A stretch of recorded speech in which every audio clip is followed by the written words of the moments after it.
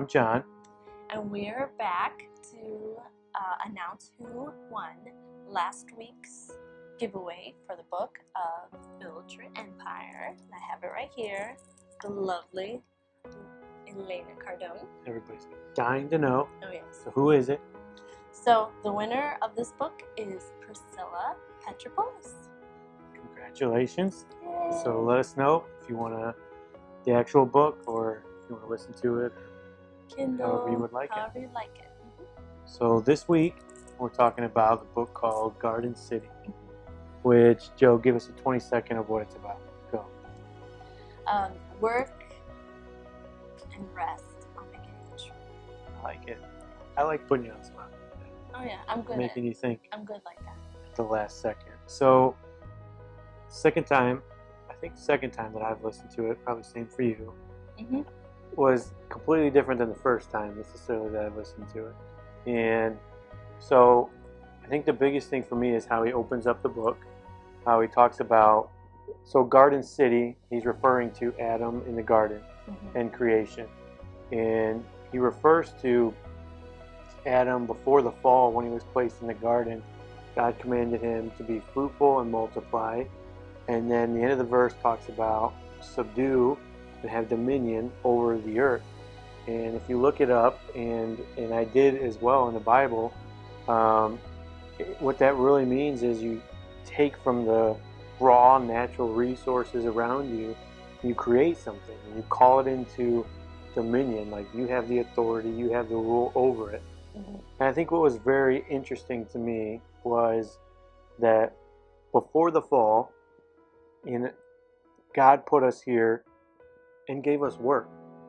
And that's one of the main reasons he put us here, was to do work, and gave us the authority to have over everything that he created, and said, subdue it, go take it, and really almost commanded us to take it under subjection, and gave us that authority. And it's just funny because it's known as work just being this dreadful thing that you have to do, but really that's why God put us here. Yeah, and it wasn't until after the fall that God really put a curse on work, right? That now it's going to be hard, and now we're going to, I don't know, I think of sweat. Yeah. Maybe not. I don't know if there was sweat before the fall or not, but it's going to be hard, and you're going to face a lot of things, and it's going to be difficult, but knowing that God placed us here and gave us work, as it's a good thing. And that was really cool. Yeah, relating to also the curse for, the pain and childbirth. Right. So work necessarily isn't a bad thing, but it did get cursed. Right. Childbirth is not a bad thing. It did Right. get cursed. But I think we focus so much on the bad, and we look totally past the reasoning why God created work. And I think we should talk a little bit about the writer. I love the way he writes. He's got a little bit of a dry sense of humor, which is me, so I enjoy that. And but he's younger too. Yeah, I didn't look. He's a millennial. I probably should have looked up and had more info on him. I don't really know. Okay, so he talks about his body type, because he's talking about a tailor, and his tailor, how important his job is. Yeah. And he's like, my body's a medium, and my arms are an XXL, and my neck is something else. And I was like, I need to look up this guy and see what he looks Because what like. I picture is like Yeah. an ape. No, I'm like the Hunchback of Singing Notre Dame or something, Yes.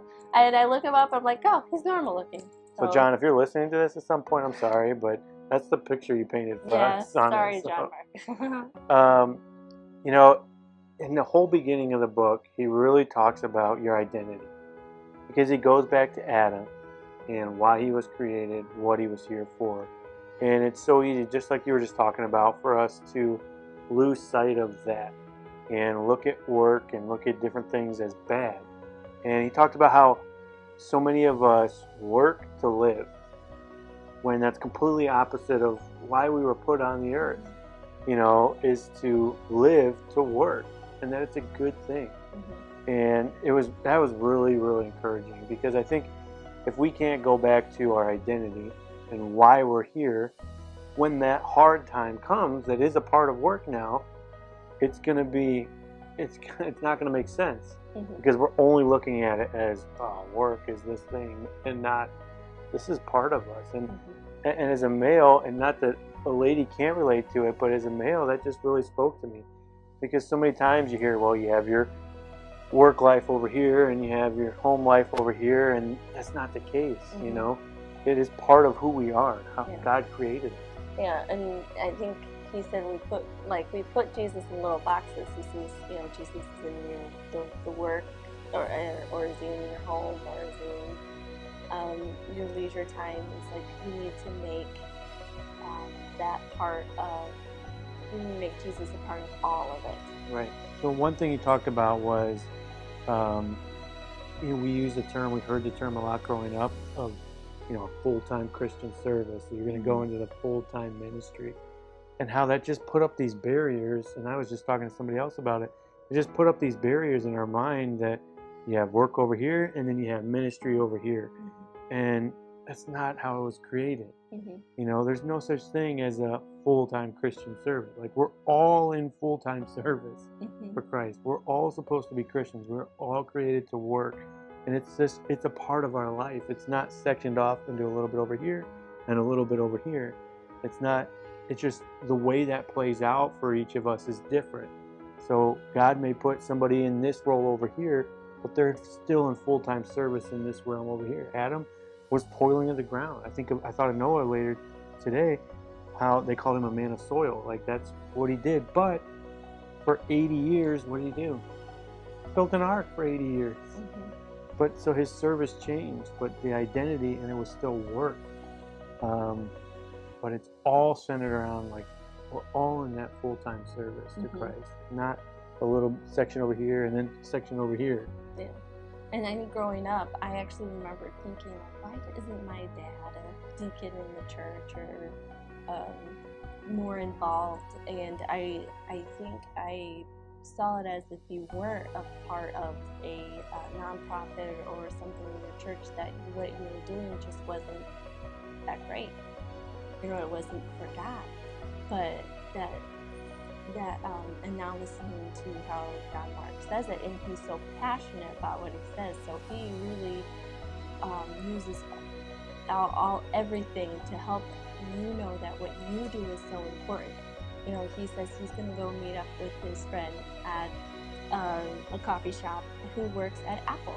And some people would think, since I'm a pastor and I'm writing this book about rest and work, that I am more spiritual, but and my work is more important. But him, all of his notes are going down on a computer, right. And like, for his friend who works at Apple and makes these computers, it's very important for John Mark to be able to write this. And I think being a wife, or even if you make tables, or if you're a carpenter, or cabinets, or even something like anesthesiologist, or like all these little jobs out there, they're all so important because it's all to build this, the city of God, the Garden City. And I think it's, he talked about somebody who made bags that he was talking to, right? I love that. And how they wanted to incorporate, what do? I have to incorporate God into what I'm doing. Does that mean I sew a cross in every one? Or, as he says it really well in the book, or does it just mean that you make a really good quality bag that really shows who you are and how important your work is to you, and how much pride you take in that work, because that is part of what God made us for. But it doesn't just mean you sew a cross or put a track in this. Indeed, we're supposed to be Christ-like. So and he says this in the book, put Christ in your shoes. If he was where you're at, the income you have, how would he do it? He would put all of it in. He would work as hard as he could. And, so that makes me think, well, I might not think that changing diapers is very important, or, vacuuming or cleaning up, but I need to do all of it with everything that I have. That is what's giving me glory to God. Right. So one other thing he mentions in the book that I thought was really important was he talked about burnout. And burnout's a real thing that a lot of people experience, but he put it in a different light. And he said that, you know, a lot of us, we think about burnout as in you're doing the same thing over and over and over again. You're putting a lot of time, and you just get burnt out by doing that. He said, well, maybe there's another burnout as well, and it's where you're working so hard in this area over here, but what God really has for you is over here. And you're spending so much time, and you're getting burned out over here, not necessarily because you're doing so much work, but because you're doing so much work that isn't what God has for you over here. And that just really resonated with me, because it's so easy to find yourself working 10 times harder over here and getting no traction at all, and then realizing, oh, this was not where I'm supposed to be doing. This isn't where I'm supposed to be spending my time. This is really what God has for me over here. And then putting in the same amount of effort doesn't feel like burnout anymore, because it feels like that's what you're supposed to do. Mm-hmm. Yeah, I actually thought of you when I listened to that. Because I'm burned out all the time? No, because you don't know how to say no.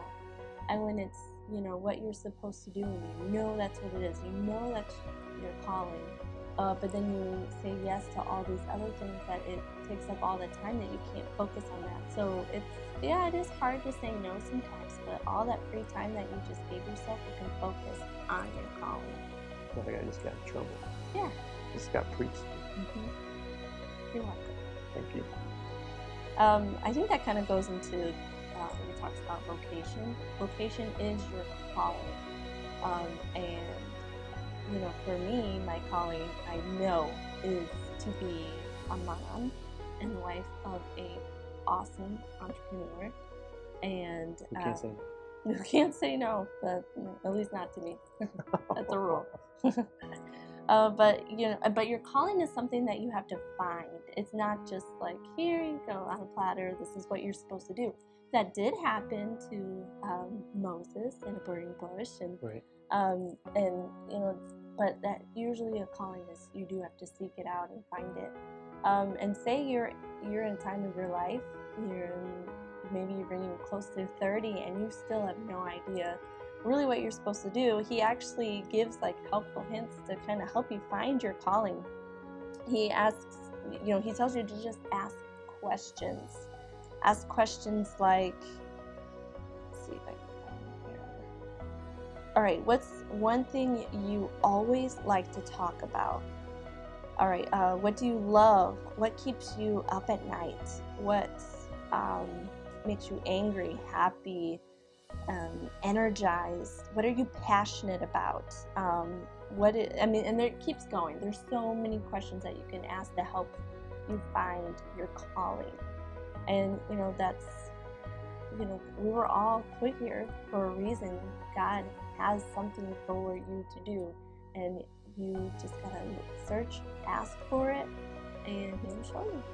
Yeah, and I think it's just opening your eyes to, it's not so much over here and then over here. You know, there's no divisions. God doesn't see our lives in divisions of ministry and spiritual side over here, work side over here.